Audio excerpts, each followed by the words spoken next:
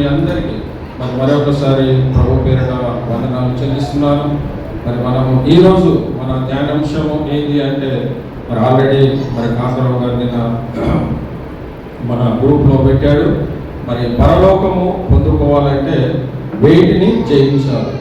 మన టాపిక్ ఏంటంటే పరలోకము పొందుకోవాలంటే వేటిని జయించాలి. మరి మనము సర్వసాధారణంగా ప్రతి ఆదివారము పునరుద్ధాన దినమున దేవుని మందిరానికి వస్తున్నాము. కానీ ఏ ఉద్దేశం కలిగి మనం వస్తున్నాము? మరి దేవుడు మనల్ని ఈ లోకంలో సృష్టించినప్పుడు మరి ఆయన ఉద్దేశం ఏంటంటే మనం ఈ లోకంలోకి వచ్చి ఆయన పనులను ఆయన పరిచయలను మనం లోకంలో చేయవలసిన వారు ఉండగా మరి మనం అందరం వాటిని పక్కకు పెట్టి మన సొంత కార్యముల వైపే మనం ఎక్కువ శ్రద్ధ ఎక్కడంటే మన సొంత కార్యములు, మనకు కావాల్సినటువంటి అవసరాలు, లోకం ఉన్నటువంటి అవసరాల నిమిత్తం ఇచ్చినటువంటి ప్రాధాన్యత మనము దేవుని రాజ్యంలో మన పరలోక స్వాస్థ్యాన్ని పొందుకోవాలనేటువంటి ఆశ చాలా తక్కువగా ఉంటుంది.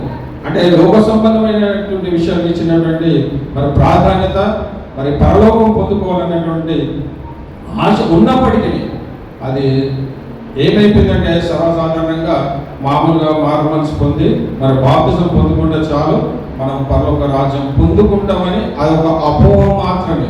ఎందుకంటే అది పొందినంత మాత్రమే కాదు, కానీ మరి దానికి నువ్వు ఆ రోజు మరి బాప్తిజం పొందుకున్నప్పుడు నీవేవైతే మరి సేవకుల ముందు నీకు ఒప్పుకున్నావో వాటిని మరి నువ్వు అనుదినము పాటించేవాడిగా ఉంటున్నావా? మనం వాటిని మర్చిపోతాం. మరి ప్రారంభంలో మరి బాప్తిజం తీసుకున్నప్పుడు చాలా మరి భక్తిగా జీవిస్తాం, కానీ రాను రాను రాను ఆ జీవితం ఏమైపోతుందంటే దిగజారిపోయేటటువంటి పరిస్థితులు మనం ఉంటాం పిల్లలు. కాబట్టి మనం ఎప్పుడు అలాంటిగా ఉండకుండా మనము ప్రతి ఆదివారం మందిరానికి ఎందుకు వస్తామంటే ఏ బలహీనల చేత మనం ఉన్నామో మరి దైవ సేవకుల ద్వారా దేవుడు మాట్లాడినప్పుడు ఆ బలహీనతలు మనం సరి చేసుకోవడానికే మరి మందిరానికి వచ్చి మరి మనకు దేవుడు ఏదో మన జీవితాలలో అద్భుత కార్యములు చేస్తాడు. మరి కుటుంబంలో ఉన్నటువంటి అవసరాలు, మరి కుటుంబంలో ఉన్నటువంటి శోధనలు, మరి కుటుంబంలో మరి ఆర్థిక సమస్యలు, లేకపోతే కుటుంబంలో ఏదో దేవుడు మాకు గొప్ప అద్భుత కార్యము చేస్తాడని మాత్రము దేవుని మందిరానికి రావడము కరెక్ట్ కాదు పిల్లలు. ఎందుకంటే దేవుని మందిరానికి రావడానికి దేవునికి తెలుసు మన అడగక ముందే మన అక్కర్లేనటువంటి దేవుడు కాబట్టి వాటన్నిటి అనుగ్రహిస్తారు. కానీ వాటిని గురించి మనం చింతించే వారికి ఉండకుండా పరలోక రాజ్యం నేను పొందుకోవాలంటే నేను ఏ విధంగా జీవించాలని ఆశ కలిగి మరి దేవుని మందిరానికి రావాలి. మరి సర్వసాధారణంగా మరి మనము ఈ పరలోకం పొందుకోవాలంటే మనం ఎంత శ్రమ పడాలో ఆ శ్రమను మరి భౌతికంగా చూసినట్లయితే మన పిల్లలు మరి ఐఏఎస్ చదవాలన్నా, మరి ఎంబీబీఎస్ చదవాలన్నా, లేకపోతే సిఏ చేయాలన్నా వీటికి ఎంత శ్రద్ధగా వారికి మనం ఎంతగానో మరి వాళ్ళకు కూడా ఏంటంటే అదే జీవితం ఇక నీ జీవితంలో అది చాలు అంటే నీకు పరలోకమైన శాస్త్రం గురించి మనం ఎక్కువ ఆలోచించాం, కానీ లోక సంబంధమైన విషయాల వైపే మనం ఎక్కువ ఫోకస్ పెడతాం. మరి దానికి ఎంతగానో శ్రమ పడతారు. మనం ఎన్నో ఇంటర్వ్యూ ఐఏఎస్ మరి వాళ్ళు ఫస్ట్ అటెంప్ట్లో మరి వాళ్ళు విజయం సాధించినప్పుడు వాళ్ళకి ఇంటర్వ్యూగా చూస్తే వాళ్ళు ఏమంటారంటే రోజుకు 12 గంటలు 15 గంటలు 18 గంటలు కూడా మేము కష్టపడము కాబట్టి మేము ఈ విషయాన్ని పొందుకున్నామని అంటాం. అంటే అది లోక సంబంధమైన వాటికే అంతగా నువ్వు ప్రాధాన్యస్తే మరి శాస్త్రమైనటువంటి పరలోక రాజ్యం నువ్వు పొందుకోవాలంటే ఇంకా ఎంతగా కష్టపడాలి. మరి మనం ఏదో మామూలుగా వచ్చిపోవడం కాదు, కానీ దానికి కలిగినటువంటి జీవితం మనము జీవించేవారికి ఉండాలి పిల్లరా.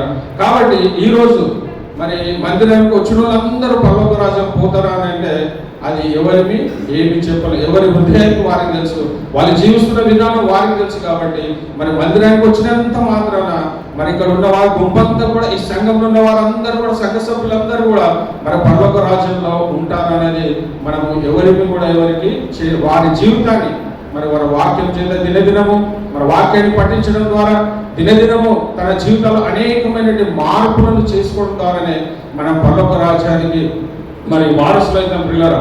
అంటే ఎగ్జాంపుల్గా మరి ఎవరు ఇప్పుడు ఇంతమంది మన సంఘంలో ఉన్నాం, మరి అందరం వెళ్తామా అని అనుకోవచ్చు, కానీ ఎవరు వెళ్తారని తెలియదు. మనకు అర్థం అవ్వడానికి ఒకటి ఏంటంటే మరి అసెంబ్లీ ఎలక్షన్ జరిగినప్పుడు మరి అనేక మంది మరి లీడర్స్ ఏం చేస్తారంటే మరి రేవంత్ రెడ్డి అనుకోవచ్చు, మరి ఆయన ఎక్కడైనా మీటింగ్ పెడితే చాలా మంది వెళ్తారు అక్కడికి. అంటే ఎంతమంది అంటే ఇసుక పడితే రాళ్ళనంత మంది వెళ్తారు. కానీ ఆ వెళ్ళిన వారందరూ కూడా మరి ఆయనకు ఓటేస్తారా అనేది డౌటే. మరి రేవంత్ రెడ్డి కావచ్చు, మరి కేసీఆర్ కూడా ఆయన ఎక్కడికి వెళ్ళినప్పటికీ మరి అక్కడ కూడా అనేక మంది మరి ఇక్కడికి వెళ్ళిన అక్కడికి వెళ్తారు అక్కడికి వెళ్ళి కానీ మరి దాంట్లో ఎంతమంది వాళ్ళకు ఓటేస్తారు అనేది మరి ఎవరికి తెలియదు. ఇదే మరి అది ఏ విధంగా అయితే ఉందో మరి మన జిల్లా మందిరానికి వస్తున్నాం కాబట్టి మరి అనేక మంది మందిరంలో కూడుకున్నాం కాబట్టి మనమందరము మరి పరలోక రాజ్య స్వాస్థ్యము పొందుకుంటామంటే అది తన వ్యక్తిగత జీవితం పైన మనం జీవించే విధానం పైన ఆధారపడి ఉంటారు పిల్లలు. కాబట్టి మరి యేసు ప్రభు చెప్పినటువంటి మాట ఏంటంటే మరి లూకా సువార్త 11వ అధ్యాయం 23, 24 ఒకసారి మనం చదివినట్లయితే లూకా సువార్త 11వ అధ్యాయము 23, 24 చదివినట్లయితే మరి అమ్మ ఒకడు ప్రభువా రక్షణ పొందువారు కొద్దిమందేనా అని ఆయనను అడగగా చదవమ్మా. ఇరుకు ద్వారమున ప్రవేశింప పోరాడుడి అనేకులు ప్రవేశింప చూతురు గాని వారి వలన కాదని మీతో చెప్పుచున్నాను. మరి ఇక్కడ మనము మరి లూకా గారు రాస్తున్నాడు ఏంటంటే ఒకడు ప్రభువా రక్షణ పొందువారు కొద్దిమందేనా. మరి ఆయనకు వచ్చినటువంటి డౌట్ ఏంటంటే మరి అక్కడ అడుగుతున్నటువంటి మాట రక్షణ. మరి యేసు ప్రభు తన పరిచర్య కాలంలో మరి ఆయన ఎక్కడ వెళ్ళినప్పటికీ మరి ఎంతో జనసంద్రంతో కలిగినటువంటిది. ఆయన ఏ ప్రాంతం వెళ్ళినా ఆయన నడుస్తున్నప్పుడు ఆయన వెంబడి అనేక మంది జనాలు, మరి ఆయన కొండ మీద ప్రసంగం చేసినప్పుడు అనేక మంది జనాలు. అయినప్పటికీ మరి అక్కడ ఈయన కలిగినటువంటి డౌట్ అడిగినటువంటి డౌట్ ఏంటంటే ఒక్కడు ప్రభువ రక్షణ పొందువారు కొద్దిమందేనా. ఆ యొక్క యవనసుకు వచ్చినటువంటి డౌట్ ఏంటంటే మరి రక్షణ పొందువారు కొద్దిమందేనా అని ప్రభువు అడిగినప్పుడు మరి ఎందుకు ఆయనకు ఆ డౌట్ వచ్చిందంటే మరి ఆ జన సమూహం చూసి మరి ప్రభు చెప్పినటువంటి మాట ఏంటంటే మరి రక్షణ పొందువారు కొద్దిమంది అని అన్నాడు. కాబట్టి మరి ఆ యవనస్తుడు ఆ దేవునికి అడుగుతున్నటువంటి ప్రశ్న ఏంటంటే రక్షణ పొందువారు కొద్దిమందేనా. మరి ఇంతకుముందు మనం చెప్పిన విధంగా మరి ఎవరైతే మరి రాజకీయ నాయకులు వాళ్ళు వచ్చినప్పుడు ఆ వారి మీటింగ్లు పెట్టినప్పుడు వచ్చిన వాళ్ళందరూ తమకు ఓటేస్తారని కాదు, కానీ ఆ వచ్చిన ప్రజలను చూసి వాళ్ళు అనుకుంటారు ఏంటంటే అయ్యో మేము ఇంత ప్రజలు వచ్చారు కాబట్టి మా మీద అభిమానం ఉంది, మేము గెలుస్తాము అని అనుకుంటారు. కానీ మరి అది కరెక్ట్ అయిన అంటే వీళ్ళు లోకజ్ఞానం కలిగినటువంటి వారు కాబట్టి మరి ప్రజల యొక్క మనస్తత్వం తెలియనటువంటి వారు కాబట్టి ఆ విధంగా అనుకుంటున్నారు. కానీ మరి ప్రభు అయినటువంటి యేసుక్రీస్తు అంతమంది వచ్చినప్పుడు వీళ్ళందరూ పరలోక రాజ్యం పోతారంటే మరి ప్రభు చెప్పింది కొద్ది మందే. మరి దానిని బట్టి మరి ఆయన మాట్లాడుతున్న మాట మరి ప్రభు మరి 24 వచనంలో ప్రభు మాట్లాడుతున్నాడు. ఆయన వారిని చూసి ఇరుకు ద్వారమున ప్రవేశింప పోరాడుడి అనేకులు ప్రవేశింప చూతురు కానీ వారి వలన కాదని మీతో చెప్పుచున్నాను. మరి ప్రభు కరాఖండిగా చెప్తున్నాడు ఏంటంటే మరి అనేకులు మరి పరలోక ఇరుకు ద్వారమున మరి ప్రవేశింప పోరాడుడి అనేకులు ప్రవేశింప చూతురు కానీ మరి మనం ఆ యొక్క పరలోక రాజ్యము పొందుకోవాలంటే ఇరుకు ద్వారమున మనం ప్రవేశించే వారిగా ఉండాలి పిల్లలు. కాబట్టి మరి అదే విధంగా మరి దేవుడు చెప్తున్నట్టు మాట ఏంటంటే మరి ఆ మార్గంలో ప్రవేశింపరు. అందరికి ఆశ ఉన్నది పరలోక రాజ్యము చేరాలని. మరి కింద చెప్పినట్టు మాట వస్తే అనేకులు ప్రవేశింప చూతురు కానీ వారి వలన కాదని మీతో చెప్పుచున్నాను. మరి అందరూ కూడా కావాలి పరలోక రాజ్యం కావాలని ఆశపడతాం కానీ వారందరూ వలన కాదు. మరి ఏది పోరాడాలంటే దేవుడు ఏం చెప్తున్నాడంటే పోరాడితే కానీ మనం దానిని పొందుకోలేము. మరి సరసగా మనం అనుకోవచ్చు మరి ప్రతి దినం నేను ప్రతి ఆదివారం నేను మందిరానికి వెళ్తున్నా, నేను దశమ భాగాలు ఇస్తున్నా, నేను ఆ ఏది తప్పు చేయడం లేదని అనుకోవడమే కాదు. కానీ నువ్వు ఏ విధంగా నీ వ్యక్తిగతమైన జీవితం నువ్వు ఎలా జీవిస్తున్నావు, దేవుడు ఇచ్చినటువంటి ఆజ్ఞ ప్రకారంగా నీ జీవితాన్ని నువ్వు కట్టుకుంటున్నావా అనే విషయాన్ని మనం బహు జాగ్రత్తగా గ్రహిస్తే కానీ మరి ఆ పరలోక రాజ్యాన్ని స్వాస్థ్యాన్ని మనము పొందుకోలేదు. అందరూ సూత్రుగా దేవుడే చెప్తున్నాడు చక్కని ఆయన చెప్పేపాటు ఏంటంటే అనేకులు ప్రవేశింపజూతురు. కానీ మరి ఇక్కడ ఉన్న వారందరం కూడా కోరుకునేది ఏంటంటే ప్రభువా మేము చనిపోతే మరి పరలోక రాజ్యంలో స్వాస్థ్యాన్ని పొందుకోవాలని ఆశ ఉంది. కానీ ఆ ఆశకు తగినట్టుగా నువ్వు శ్రమ పడుతున్నావా?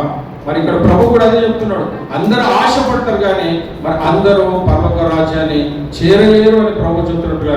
కాబట్టి దీనిని బట్టి మనం ఎంత బహు జాగ్రత్తగా మన జీవితాన్ని మనం కట్టుకునే వారికి ఉండాలి పిల్లరా. మరి ఈ పరలోక రాజ్యం ఎవరికి ఇస్తా అంటున్నాడు దేవుడు?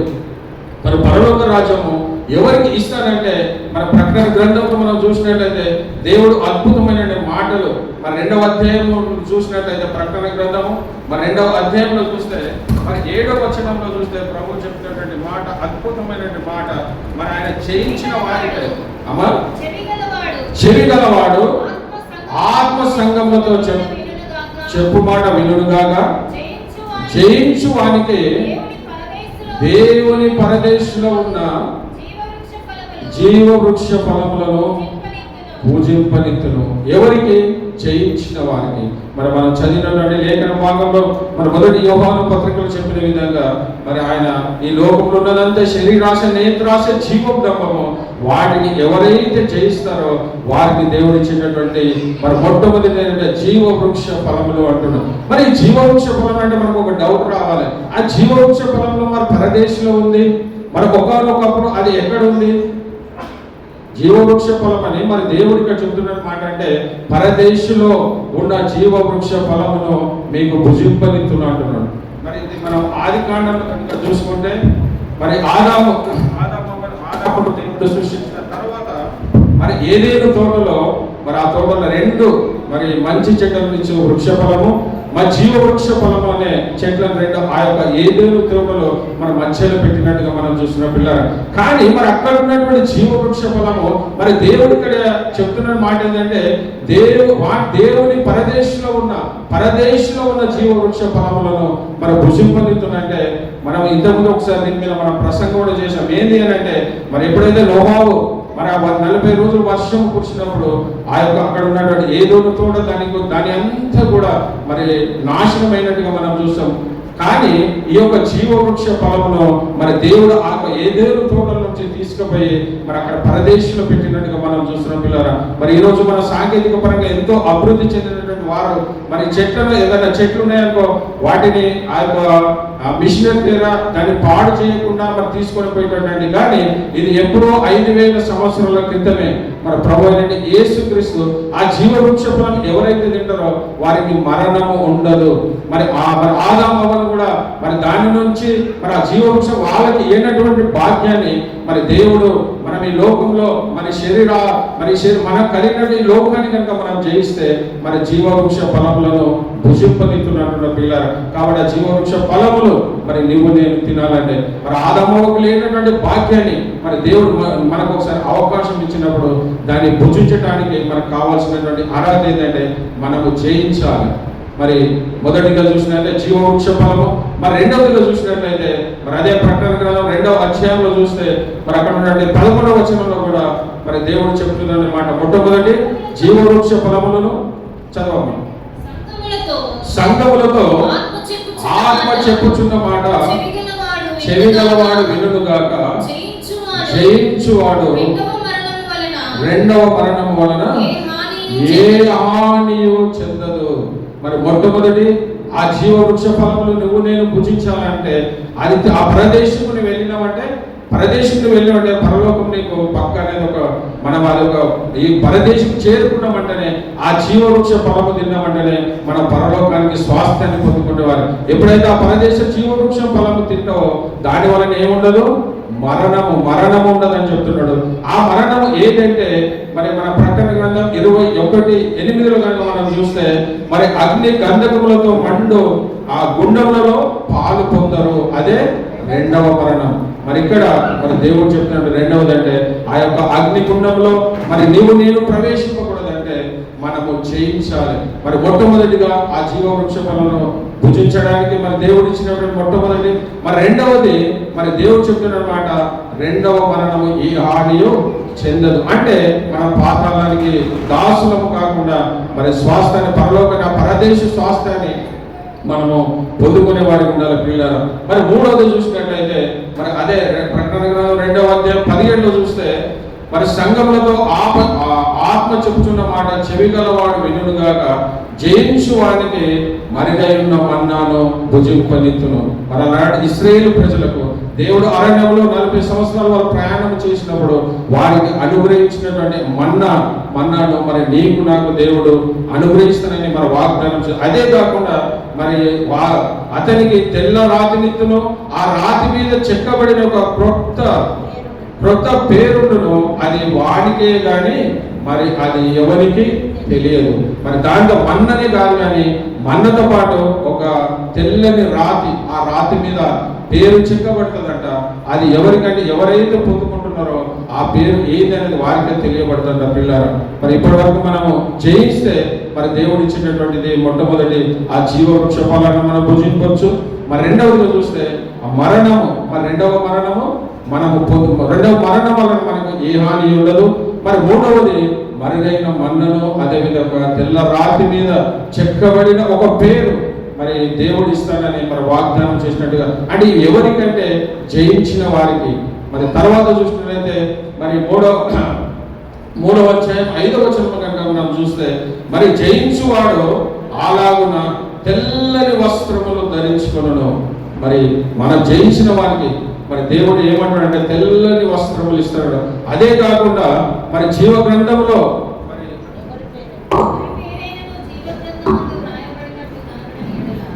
ఎవరి పేరైనా జీవ గ్రంథంలో రాయబడినట్టు కనబడినగా వాడు అగ్నిగుండంలో పడవేయబడును. మరి అదే గ్రంథంలో అతని పేరు ఎంత మాత్రం తుడుపు పెట్టక, మరి మొట్టమొదటి మరి మనం 4వ చూస్తున్నాం. ఇప్పుడు తెల్లని వస్త్రములతో పాటు మరి దేవుడు ఇచ్చేటటువంటి మరొకటి వాగ్దానం ఏంటంటే మరి ఆ గ్రంథంలో మరి జీవ గ్రంథంలో మన పేరు మరి తొడుపు వేయకుండా మరి తన తండ్రి ఎదుట, ఆయన దూతల ఎదుటను అతని పేరు ఒప్పుకొందును. మరి దూతల ఎదుట మరి దేవుడు తన తండ్రి ఎదుట, మరి యేసు ప్రభు తన తండ్రి ఎదుట మరి మన పేరు ఆ జీవ గ్రంథంలో తుడిపి వేయకున్నట్లు మరి ఒప్పుకుంటానని మరి దేవుడు మరి ప్రకటన గ్రంథంలో మనం చూస్తున్నాం పిల్లరా. మరి అదేవిధంగా మరి మరి 3:12 కూడా చూస్తే మరి 12 చూస్తే జయించు వాణిని నా దేవుని ఆలయంలో ఒక స్తంభంగా చేసేదను, అందులో నుండి ఇక మీదటి ఎన్నటికి మరి వెలుపలికి పోడు, మరియు నా దేవుని పేరును పరలోకంలో నా దేవుని యుద్ధ నుండి దిగివచ్చున్న నూతనమైన యెరూషలేమును నా దేవుని పట్టణం పేరును నా క్రొత్త పేరును వారి మీద వ్రాసేదను. మరి ఇన్ని పొందుకోవాలంటే మరి మనము చేయవలసింది ఏంటంటే మరి దేవుడు మన అపోస్తలుల పౌలు చక్కని మాట చెప్తాడు, నేను యేసు క్రీస్తును పోలి నడుచుకున్నట్లు మీరు నన్ను పోలి నడుచుకున్నాడు. మరి యేసు ప్రభు ఈ లోకంలో వచ్చినప్పుడు ఏ విధంగా అయితే లోకంలో జీవించాడో అలాంటి జీవితము నువ్వు నేను కలిగి జీవిస్తే మరి దేవుడు ఇచ్చేటటువంటి ఈ యొక్క అనేకమైనటువంటి ఈ యొక్క వాగ్దానాలను మరి మనం పొందుకునే వారికి ఉండాలి. మన ఆశ ఒకటే, మనం ఎప్పుడు చనిపోయినప్పుడు కూడా మరి ఎప్పుడు మరణం నొందినప్పుడు కూడా మరి మన ప్రెసిడెంట్ ఎప్పుడు ఒక మాట్లాడు, ఇక్కడ కళ్ళు మూస్తే మనము పరదేశంలో కళ్ళు తెరవాలన్నటువంటి అలాంటి నిశ్చయత కలిగి, అలాంటి విశ్వాసం కలిగి, అలాంటి సాక్షి జీవితం కలిగినటువంటి కృపను మన దేవుడు మనందరికీ అనుగ్రహించును గాక. మరి చివరిగా 3:21 కూడా మరి దేవుడు చెప్తున్న మాట, నేను జయించి నా తండ్రితో కూడా ఆయన సింహాసనం మీద కూర్చున్న ప్రకారము జయించు వారితో నాతో కూడా నా సింహాసనం వద్ద కూర్చుండనిచ్చేదను. మరి సంఘంతో ఆత్మ చెప్పుచున్న మాట. మరి దేవుడు చివరిగా మరి యేసు ప్రభు ఏదైతే తన ఈ లోకాన్ని జయించి మరి తన తండ్రితో పాటు తన తండ్రి సింహాసనము మరి దేవుడు ఏ విధంగా యేసు ప్రభుకి ఇచ్చాడో మరి యేసు ప్రభు కూడా మరి నువ్వు నేను కనుక ఈ లోకాన్ని జయిస్తే మరి లోకంలో ఉన్న వాటిని మనం జయించిన వారం అయితే ఆ తండ్రి యొక్క సింహాసనాన్ని మరి మనకి ఇస్తానని మరి వాగ్దానం చేస్తున్నాడు దేవుడు. మరి ఎవరు కూడా తన సింహాసనం తన కూర్చునివ్వడానికి ఎవరు ఇష్టపడరు, కానీ మరి ప్రభు అయిన యేసుక్రీస్తు తన తండ్రి తనకిచ్చినటువంటి ఆ యొక్క సింహాసనాన్ని మరి తన బిడ్డలమైనటువంటి మనకు మరి ఆయన తన సింహాసనాన్ని మరి అనుగ్రహిస్తానని చెప్తున్నాడు పిల్లరా. కాబట్టి మనం 6 విషయాలు మనం చదువుకున్నాం. మరి మొట్టమొదటిది మరి ఆ జీవవృక్ష ఫలాలు మనం భుజించాలన్నా, మరి రెండవ మరణం మనం పొందకూడదు అనుకున్నా, మరి మరుగైన మన్నాను మనం భుజింపాలన్నా, ఆ తెల్ల రాతి మీద నీ పేరు రాయబడాలన్నా, మరి తెల్లని వస్త్రములు మరి జీవ గ్రంథంలో నీ పేరు తుడిపి వేయకుండా ఉండాలంటే మరి నీ పేరు దేవుని ఎదుట ఆయన ఒప్పుకోవాలంటే మనము యేసు ప్రభు ఏ విధంగా జయించాడో మరి ఆయన సింహాసనం కూడా మనం కూర్చోవాలంటే మరి యేసు ప్రభు తన తండ్రి యొక్క సింహాసనము ఆయన జయించున్నాడు కాబట్టి తన తండ్రి యొక్క సింహాసనము ఆయనకు అనుగ్రహించాడు కాబట్టి మరి నువ్వు నేను కూడా మనం జయించే వారికి ఉంటే మరి దేవుడు వాటన్నిటినీ మనకు అనుగ్రహిస్తానని మన వాగ్దానం చేసినాడు దేవుడు కాబట్టి మరి ఇప్పుడు మనం చూసింది ఏంటంటే పరలోకము మరి సంబంధించి మరి పరలోకము మనము సంపాదించుకోవాలంటే మరి ఇప్పుడు చూసినటువంటి 6 విషయాలలో మరి ఇవన్నిటిని కూడా మరి నువ్వు నేను పొందుకోవాలంటే మరి లోకంలో మనము వేటిని జయించాలి. మరి మనం చెప్పిన విషయాలన్నింటిని కూడా జయించాలి అనే విషయాలు మాట్లాడడం కానీ మరి వేటిని మనం జయిస్తే మరి చెప్పుకున్నటువంటి 6 విషయాలు మరి మనం పొందుకోవాలంటే మరి దేనిని మనం జయించాలి. మరి మొట్టమొదటిగా మరి పరలోకం మనం సంపాదించుకోవాలంటే, మరి రెండవదిగా పరలోకం సంపాదించాలంటే జయించాలి. మరి మూడవదిగా మరి దేని జయించాలి అనే విషయాన్ని మనము చూసినట్లయితే మరి యోహాను రాసినటువంటి యోహాను మరి ఏదైతే ప్రకటన గ్రంథం రాశాడో మరి అదే యోహాను గారు ఒక సువార్తను కూడా రాశాడు ప్రియులారా. ఆ సువార్త మనం చదివినైతే మరి 16వ అధ్యాయము మరి 33వ వచనంలో మరి ఆయన ఏదైతే మరి చెప్పాడో మరి యేసు ప్రభు ఏదైతే జయించాడో మరి దాన్ని మనము జయించే వారికి ఉంటున్నాం మా ప్రియులారా. మరి 16వ అధ్యాయం 33 చివరి వచనం చూసినట్టే, నా యందు మీకు సమాధానము కలుగునట్లు ఈ మాటను మీతో చెప్పుచున్నాను, లోకములో మీకు శ్రమ కలుగును, అయినను ధైర్యము తెచ్చుకొనుడి, నేను లోకమును జయించున్నాను. మన ప్రభువైన యేసుక్రీస్తు దేన్ని జయించాడు? లోకాన్ని జయించాడు. అదే కాకుండా మనం ఈ లోకంలో ఉన్నప్పుడు మీకు శ్రమ కలుగును, ఆ శ్రమ అయినను ధైర్యము తెచ్చుకొని అంటున్నాడు. అంటే చాలా మంది శ్రమలు మన దేవునిలో ఉంటే మరి ఆ శ్రమలు రావు అని అంటారు, కానీ దేవుడు నువ్వు ఎప్పుడైతే బలంగా ఉండవో దేవుడు అనేకమైన శ్రమలు మరి అనుగ్రహించినప్పుడు కూడా వాటిలో నువ్వు ధైర్యము తెచ్చుకోమంటున్నాడు దేవుడు. ధైర్యం మరి యేసు ప్రభు ఏ విధంగా అయితే ఈ లోకాన్ని జయించాడో మరి నువ్వు నేను లోకాన్ని జయించే వారికి ఉంటే మరి దేవుడు ఇచ్చినటువంటి ఆ మరుగైన మన్నాను మరి అదే విధంగా మరి ఆ దేవుని యొక్క ఆయన యొక్క సింహాసనం నువ్వు పొందుకోవాలనుకున్నా, మరి జీవ గ్రంథంలో నీ పేరు ఉండాలన్నా, మరి తెల్లని వస్త్రములు నువ్వు ధరించుకోవాలన్నా, వీటన్నిటిని పొందుకోవాలంటే మొట్టమొదటిగా మరి నువ్వు నేను చేయవలసింది ఏంటంటే లోకాన్ని మనము జయించే వారికి ఉండాలి. మరి లోకాన్ని జయించే లోకంలో మనం చదువుకున్నటువంటి 1 యోహాను పత్రికలో లోకంలో ఉన్నదంతయు శరీరాశ, నేత్రాశ, జీవోడంబము అవి దేవుని వలన కలిగినవి కావు. కాబట్టి వాటిని మనం జయించే వారికి ఉంటే మరి దేవుడు వీటన్నిటిని కూడా మరి అనుగ్రహిస్తుందని మరి వాగ్దానం చేశాడు పిల్లలు. అదేవిధంగా మరి యేసు ప్రభు ఏ విధంగా అయితే లోకాన్ని జయించాడో మరి నువ్వు నేను కూడా మరి ఆ లోకాన్ని జయించే వారిగా మనం ఉంటున్నామా? మరి జయించాలంటే మరి ఇక్కడ యేసు ప్రభు తనే స్వయంగా చెప్తున్నాడు, మరి ఈ లోకం మీకు శ్రమ కలుగును, ఆయనను ధైర్యము తెచ్చుకొని నేను ఈ లోకంలో జయించి ఉన్నాను అని మరి దేవుడు. కాబట్టి నువ్వు నేను కూడా మరి లోకాన్ని జయించే వారికి ఉందాం పిల్లారా. మరి అదే 1 యోహాను 5:4 కూడా మరి ఆయన చెప్పినట్టు మాట ఒక్కసారి మనము మరి ఎవరు జయిస్తారని మనం చెప్తే ఎవరైతే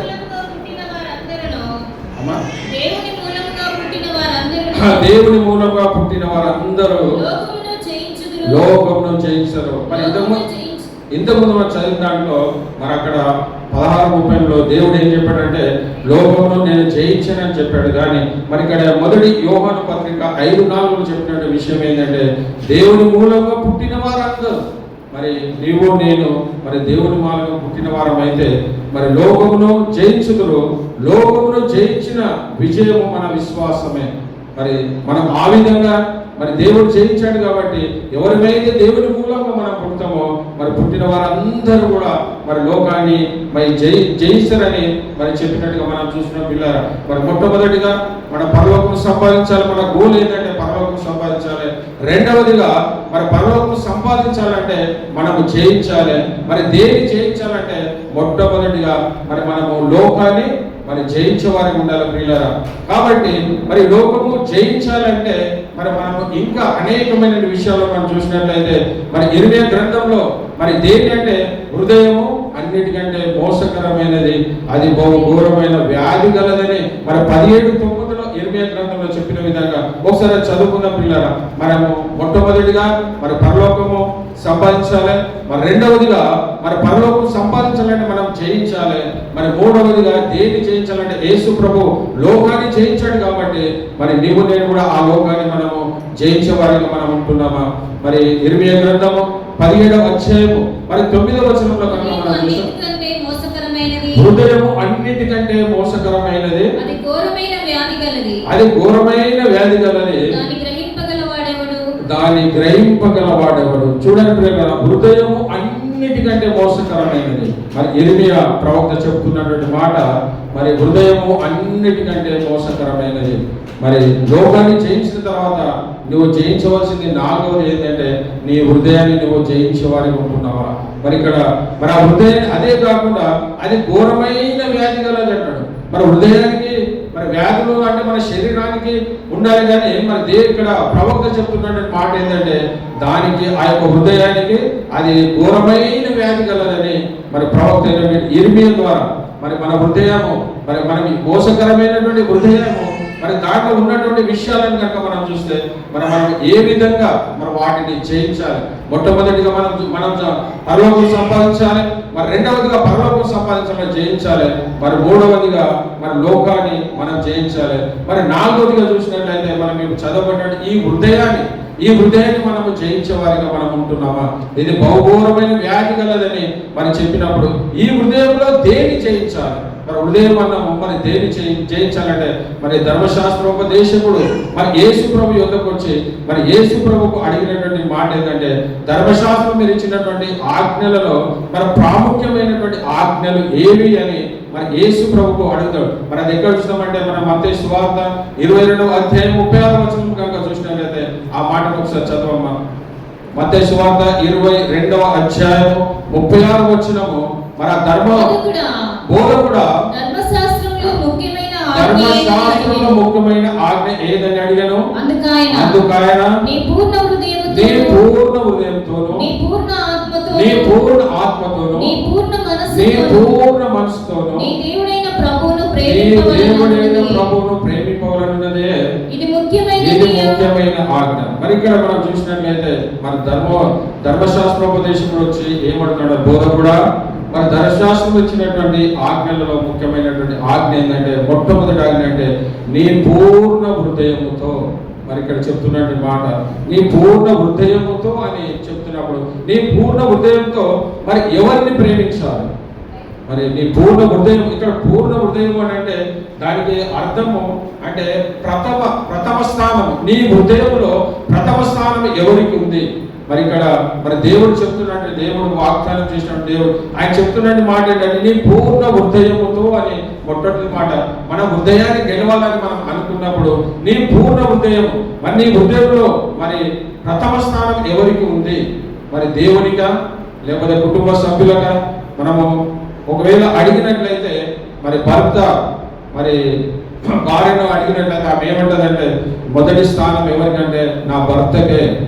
సర్వసాధారణ చెప్పేటటువంటి మాట నా భర్తకే ప్రథమ స్థానం అని అంటారు. ఎవరిపైన కామన్ అనే మాట ఏంటంటే నీ హృదయంలో నీ పూర్ణ హృదయంలో నీ ప్రథమ స్థానం ఎవరికంటే నా భర్త. మరి భర్త కంటే ఆయన ఏమనంటే అయ్యా నా భార్యనే ప్రథమ స్థానం. మరి తల్లిదండ్రులు కనుక మనం అడిగామనుకో, అయ్యా నువ్వు ఎవరిని ఎక్కువగా ప్రేమిస్తున్నావు అంటే అయ్యా నా పిల్లలను నేను ప్రేమిస్తున్నాను అంటే మరి దేవుడు ఇక్కడ చెప్తున్నట్టు మాట ఏంటంటే నీ పూర్ణ హృదయంతో నీ దేవుడైన యెహోవాను ప్రేమిపోవడం.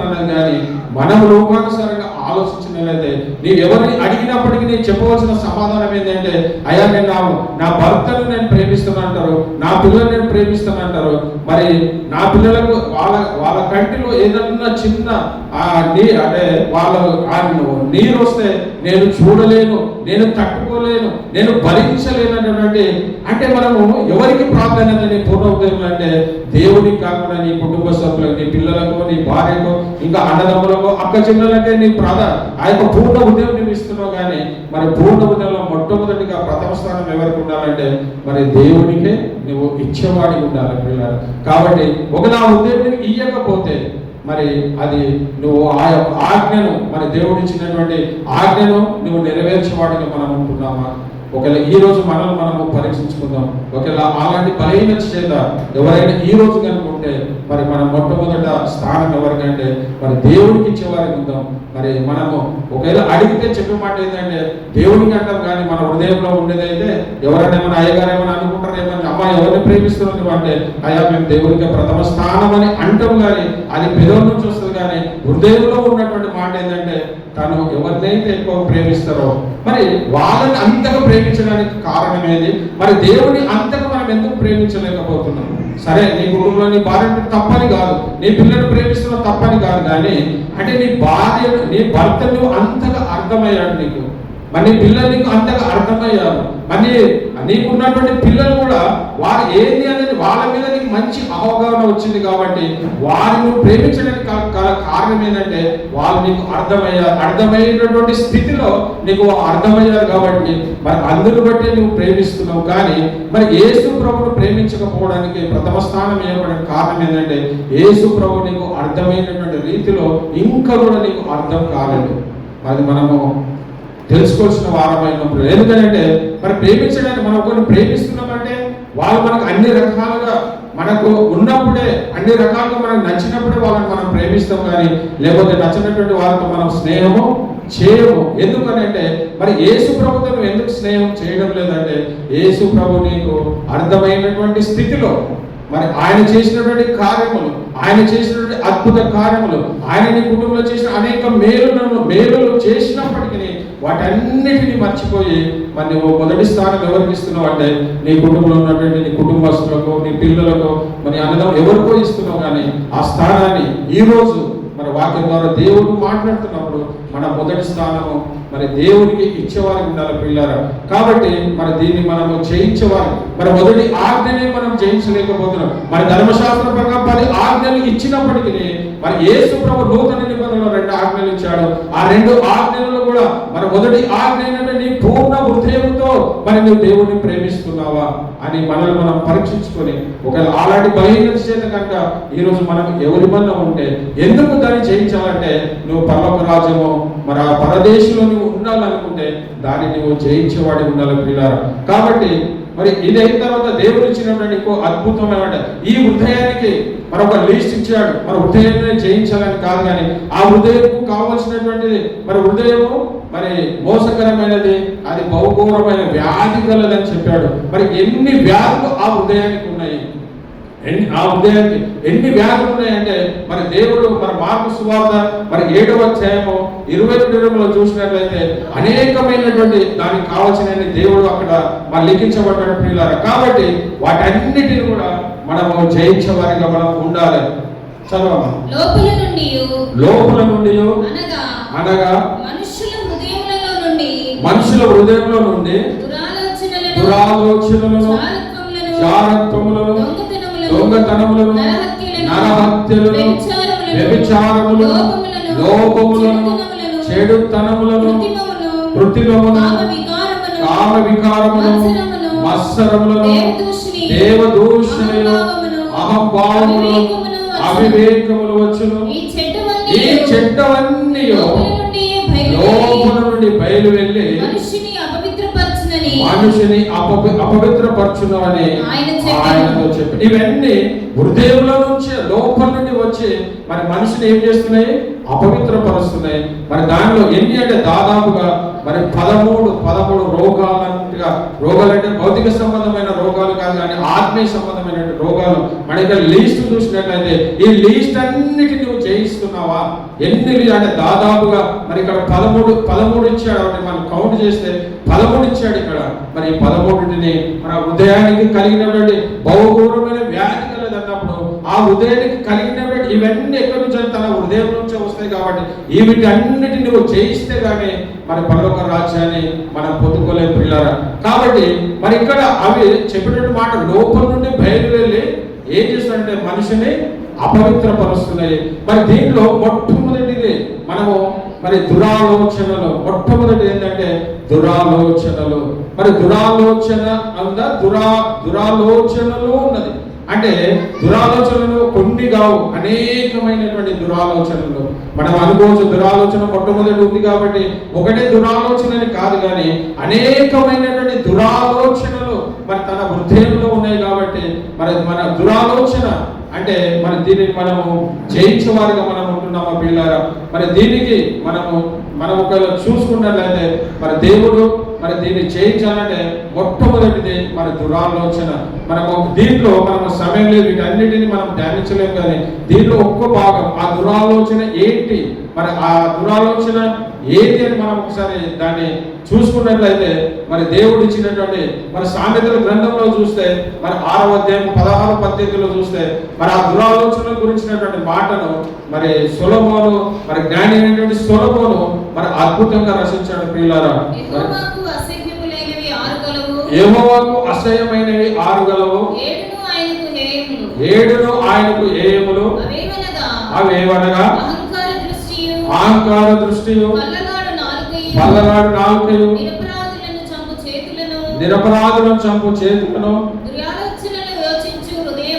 దురాలోచనలు యోచించు హృదయమును, కీడు చేయుటకు త్వరపడి పరుగులెత్తు పాదములను, లేని వాటిని పలుకు అబద్ధ సాక్ష్యము, అన్నదమ్ములలో జగడములు పుట్టించు. ఈ హృదయానికి కలిగినటువంటి ఈ కోవకు చెందినటువంటి ఇవి కూడా తన హృదయంలో నుంచి ఇవన్నీ కూడా ఆ హృదయాన్ని నువ్వు చేయించాలంటే అక్కడ ఉన్నటువంటి ఆ మొట్టమొదటి ఇచ్చినటువంటి ఆ దురాలోచన ఏదైతే మరి ఆలోచన ఎక్కడి నుంచి అంటే మన హృదయం నుంచి ఆ ఆలోచన పుడుతుంది. కాబట్టి దానికి సంబంధించినటువంటి మరి జ్ఞాని అయినటువంటి సొలొమోను మరి ఇక్కడ యెహోవాకు అసహ్యములైన 6 గలవు, 7 ఆయన హేయములు. అవేవనగా అహంకార దృష్టియు, కళ్ళలాడు నాలుకయు, నిరపరాధం చంపు చేతులను, దుర్యోచనలు యోచించు హృదయము. దుర్యోచనలు అంటే హృదయముల నుంచి నువ్వు ఒక దుర్యోచనలు యోచించు హృదయం అని మరి ఇక్కడ చెప్తున్నప్పుడు మరి మనం ఆ హృదయం గురించి కనుక ఒక్కసారి దాన్ని కనుక మనం ధ్యానించినట్లయితే మరి ఆ దురాలోచన మరి దేవునికి మరి అంగీకారమా కాదంటే మరి అదే మరి సామెతల గ్రంథంలో చూసుకుంటే మరి 15:20లో చూస్తే దురాలోచనలలో యెహోవాకు హేయములు, దురాలోచనలు యెహోవాకు హేయములు. కాబట్టి ఆ ఏమైన వాటిని మరి నువ్వు నేను జయించేవారికి ఉంటున్నాం మా పిల్లరా. మరి అదే విధంగా మరి ఎవరైతే దురాలోచనలు చేస్తారో మరి దేవుడు అదే సామెతల 12:2లో చూసినట్లయితే దురాలోచనలు కలుగువాడు నేరస్తుడు, వారికి తీర్పు తీర్చబడును అంటాడు. మరి నేరస్తుడు ఏదైతే మన నేరసం అంటే మరి ఏదో మరి భౌతికంగా ఏదైనా తప్పు చేస్తేనే కాదు, దొంగతనం చేస్తే, వ్యభిచారం చేస్తే, మరి లోకంలో ఇంకా అబద్ధం ఆడితేనే నేరస్తుడు అని కాదు. కానీ దేవుడు ఇచ్చేటటువంటి అద్భుతమైన మాట ఏంటంటే నువ్వు ఏదైతే మరి నువ్వు ఆ దురాలోచన కలిగి ఉంటావో మరి దేవుడు చెప్తున్న మాట ఏంటంటే నేరస్తుడవే అని చెప్తున్నాడు. అదే కాకుండా మరి ఆయనకు దురాలోచన హేయములు. కాబట్టి ఆయన హేయమైన వాటిని మరి మనం కూడా వాటిని దూరపరుచుకునే వారికి ఉంటే మరి దేవుడు అనేకమైనటువంటి అద్భుత కారణం మన జీవితాలలో ఆ పరలోక రాజు స్వాస్థ్యాన్ని నువ్వు నేను పొందుకోవాలంటే మరి దేవుడు ఇచ్చినటువంటి ఆ హృదయాన్ని కలిగినటువంటి ఆ పదముడే కాకుండా ఆ దురాలోచన ఏదైతే ఉందో మరి ఇక్కడ జ్ఞాని అయినటువంటి సొలొమోను చెప్పినటువంటి ఈ 6 విషయాల్లో మరి మనము హృదయం గురించి మనం మాట్లాడితే మరి ఆ హృదయం నుంచే దురాలోచనలు వస్తాయి. కాబట్టి ఆ దురాలోచన గురించి మనము సర్వసాధారణంగా మరి ఒక ఎగ్జాంపుల్ మనం చూసుకుంటే మనము దేవుడు ఎంత విశ్వాసము అయినప్పటికీ ఒక్కొక్క రోజు మనకి ఎవరో ఒక మాట అన్నారనుకో మనం ఏం చేస్తామంటే వారికి అనేకమైనటువంటి మాటలను మనం అంటాం. అంటే దురాలోచన అది ఏంటంటే దురాలోచన. మరి ఇక్కడ యేసు ప్రభువుని కనుక మనం చూసుకుంటే మరి ఆయన నడిచినటువంటి మార్గంలో నువ్వు నేను నడవాలనుకుంటే మరి యేసు ప్రభువును మరి అక్కడ ఉన్నటువంటి యూదులు అందరూ కూడా అనేకమైన దుర్భాషలు ఆడారు. మరి ఆయనను అవమానించారు. మరి కొరడలతో ఆయనను కొట్టారు.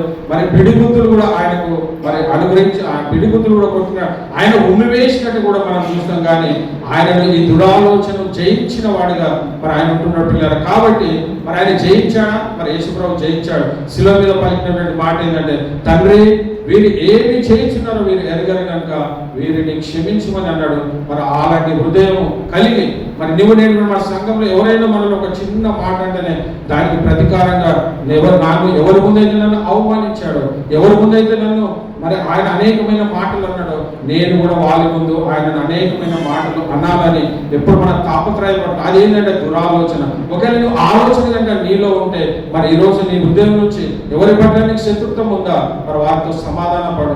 ఎందుకంటే మన ఆశ మన గోల్ ఏంటంటే పరలోక రాజ్య స్వాస్థ్యాన్ని పొందుకోవాలనుకుంటే మరి దాని దురాలోచనను మనము మానివేసే వారికి ఉండాలి పిల్లలు. కాబట్టి ఆ దురాలోచన మరి ఒకవేళ దీన్ని చేయించామనుకో సరే మన వాక్యం చేత మన స్థిరమైనటువంటి భక్తి కలిగి మరి దేవుని అని భయభక్తులు కలిగినాం. కాబట్టి ఒకవేళ దీన్ని చేయించామనుకో నేను ఎవరైనా తిట్టినా నువ్వు ఏమనకుండా వాటితో నువ్వు సమాధాన పడ్డావనుకో మరి అప్పుడు ఇది చేయించామనుకుందాం. మరి ఇంకొక విషయం మరి ఆయన మీద నీకు చేసినటువంటి అన్యాయానికి నీకు చేసినటువంటి మాటలు నువ్వు అంటే నువ్వు సమాధానం చెప్పలేక అయ్యో సరే పోనీ బ్రదర్ ఏదో అయింది అని నువ్వు కూడా సమాధానం పడిపోతే దీన్ని చేయించామనుకుందాం.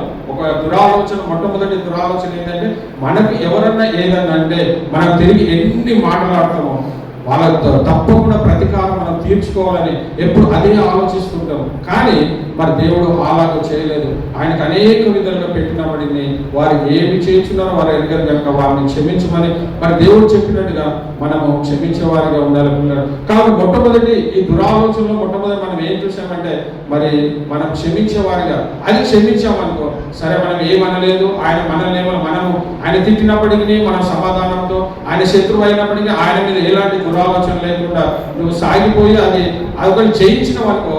మరి రెండవది దురాలోచన కూడా ఏంటంటే ఒకవేళ ఆయనకు అనుకోకుండా ఏదైనా జరిగింది అనుకో, ఎవరు మన శత్రువు అనుకో, అనుకోకుండా జరిగింది అనుకో, అప్పుడు నువ్వు ఏమంటావంటే దేవుడు గుడ్డోడు గాడు బ్రదర్, నేను ఎంత యథార్థతో నా పట్ల ఆయన అనేకమైన మాటలు అన్నప్పటికీ నేను తిరిగి ఒక మాట కూడా ఆయనకు తిరిగి నేను చెప్పలేదు అని ఒకవేళ హృదయంలో కూడా ఆ మాట అంటే కూడా మరి దేవుడు ఏమంటుండంటే అది నువ్వు సంతోషపడొద్దు అంటాడు. అంటే మొదటి నువ్వు జయించినప్పటికీ మరి రెండో విషయంలో మనం అంటే సులువులో చిక్కులో పెట్టే పాపాలంటే ఇవే, అతి సులువైనటువంటిది. మనం ఏదో క్రియలు కావేవి, మరి క్రియలు కానప్పటికీ మన దురాలోచన చేత మరి మనము దాన్ని తప్పించే వారిగా మనం ఉంటున్నామా? మనకి ఈ రెండు విషయాలలో మరి మొట్టమొదటి ఏంటంటే మనకి ఎవరు ఏమన్నప్పటికీ మనం దాన్ని పట్టించుకోకుండా ముందుకు సాగిపోయే వారికి ఉండాలి, వారిని క్షమించే వారికి ఉండాలి. ఒకవేళ దీన్ని జయించడమేమో కానీ రెండవది అయితే జయించలేము. ఎట్లానంటే మరి ఏది ఏమైనప్పటికీ ఆయన బాగా జరిగింది బ్రదర్, నాకు నేను ఏ తప్పు చేయనప్పటికీ నా పట్ల అనేకమైన మాట్లాడాడు, అనేకమైన దుర్భాష నాతో మాట్లాడాడు కాబట్టి ఆయనకు దేవుడు సరైనటువంటి న్యాయమే చేశాడని కూడా మనం అనుకోకూడదంట. ఒకవేళ అట్లని అనుకుంటే కూడా మన యొక్క పరలోక రాజ్యము స్వాస్థ్యాన్ని మనం పొందుకోలేము. మన దగ్గర సామెతలు 24:10 చూస్తే ఒకవేళ నీ హృదయంలో కనుక నువ్వు ఆయనను దూషించినప్పుడు ఆయనకు ఏదైతే ప్రతీకారం చేయనప్పటికీ నీ హృదయంలో కనుక ఆయనకు ఏదైనా నష్టం జరిగితే దాన్ని బట్టి నీ హృదయంలో సంతోషింపుగా ఉండకుండా మరి 24:10 మనం చూస్తే మరి దేవుడు అక్కడ చక్కని మాట చెప్పినట్టుగా మనం చూస్తాం. పిల్లారా ఆ చదువు ఒకసారి, అంటే నీ శత్రువు పడినప్పుడు సంతోషింపకము, నీ శత్రువు పడినప్పుడు మరి మన శత్రువు ఎవరైనా పడితే మనం సంతోషించే వారు ఉంటున్నామా? అదే కాకుండా వాడు తొట్టిల్లినప్పుడు నీవు మనసున ఉల్లాసింపకము, మరి వాడు తొట్టిల్లినప్పుడు కూడా మరి ఉల్లాసం అంటే ఆయన పడ్డని ఎవరితో కూడా నువ్వు షేర్ చేసుకోకుండా మరి ఈ రెండు దురాలోచనలు కాకుండా మరి ఉదయాన్ని కలిగినటువంటి ఆ 13 మనం జయించేది, ఆ దురాలోచనలు కలిగినట్టు 7 ఏయములని మరి జ్ఞాని మరి చెప్పిన విధంగా వాటి అన్నింటినీ మనం జయించి మన పరలోక రాజ్యానికి వారసమైనటువంటి కృపను మరి దేవుడు మనందరికీ అనుగ్రహించుగాక. ఆమేన్.